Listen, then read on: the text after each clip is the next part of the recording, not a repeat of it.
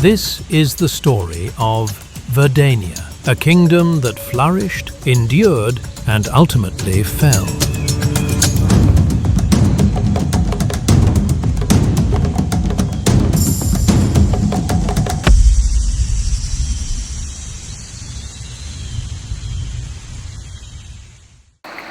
The kingdom before the fall.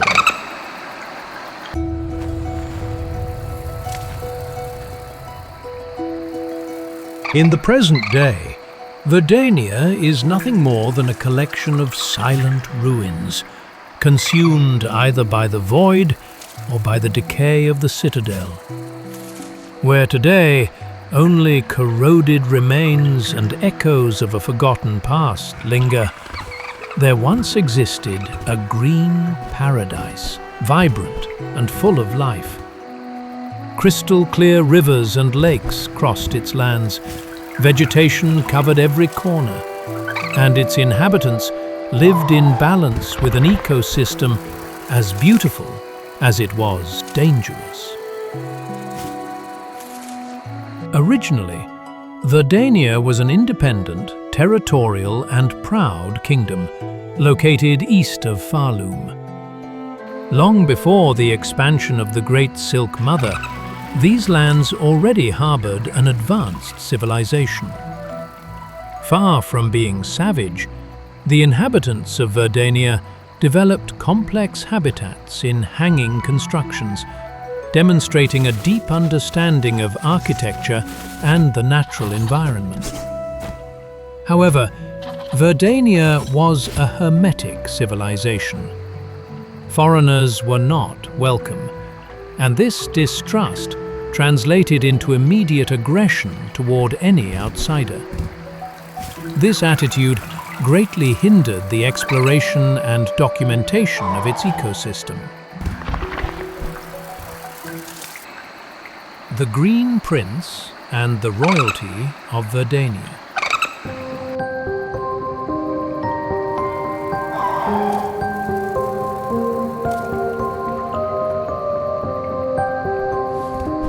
At the heart of Verdania's history stands the Green Prince, the last surviving member of the kingdom's royalty, a formidable warrior, yet consumed by sorrow. Together with his partner, he ruled Verdania after hunting a legendary creature known as the Palastag, which granted them the divine right to reign. When the kingdom of Falum began its expansion, the Green Prince's partner sacrificed themselves in a deal with the Citadel in an attempt to save Verdania. The agreement was a betrayal. Their body and soul were used as a mold to create the cogwork dancers. These dancers, adapted for combat, inherited a fighting and dancing style similar to that of the Clover dancers, the strongest warrior duo in all of Verdania. However, these abilities were repurposed to protect the mechanical core of the citadel. Cogwork dancers, tools of chaos, became proof of how far the citadel was willing to go to fulfill its goals. Devastated and feeling like a coward for failing to prevent his lover's fate, the Green Prince allowed himself to be captured or withdrew into isolation, losing the will to fight as his kingdom fell into ruin and oblivion. Without its leaders or its greatest warriors, Verdania's fate was sealed, marking the end of its days of glory. The inhabitants of Verdania.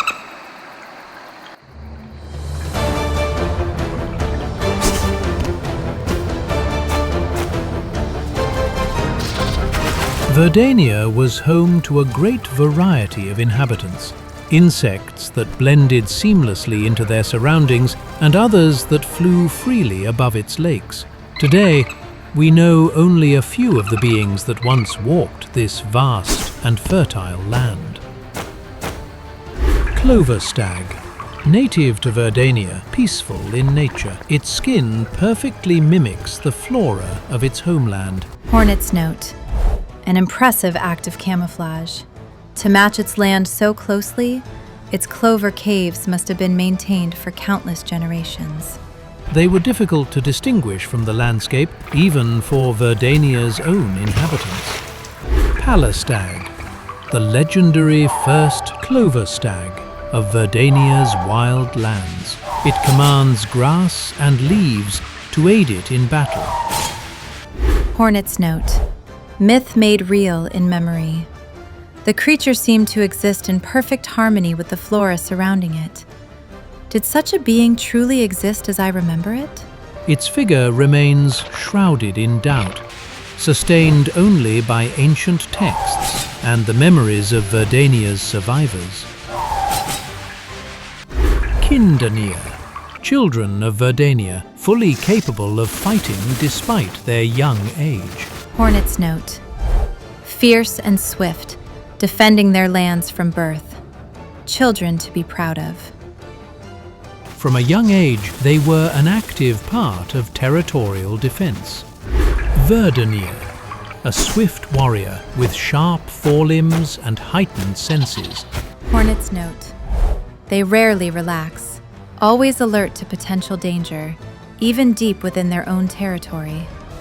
To defeat them, my focus must match theirs. Their constant vigilance reflected the hostile nature of the world they inhabited. Escalion, a winged warrior, blindingly fast, capable of launching sharp wings from its forelimbs. Hornet's note. Born with many tools I once wished I had. Fortunately, I have trained hard to adapt to those limits. Their aerial mobility made them difficult opponents to anticipate. The myth.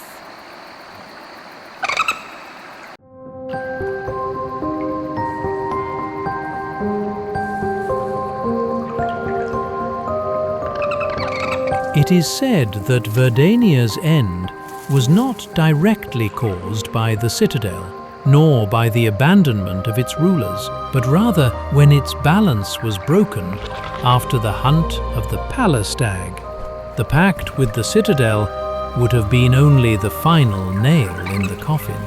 However, we can never confirm the true existence of this creature. This has led some to believe the myth arose among the prince's followers, attempting to absolve them of their actions.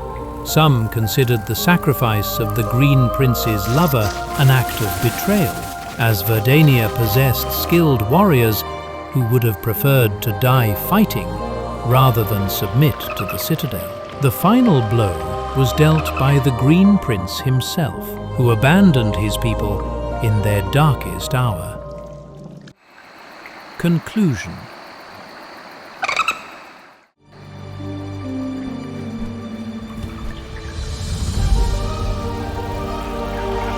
Verdania was a kingdom of immeasurable beauty, of unique creatures, and of a culture deeply bound to its land. Its fall cannot be attributed to a single cause, but rather to a succession of decisions, sacrifices, and silences. Today, among ruins overtaken by the void, only fragments of memory remain, and the remembrance of a paradise that will never bloom again.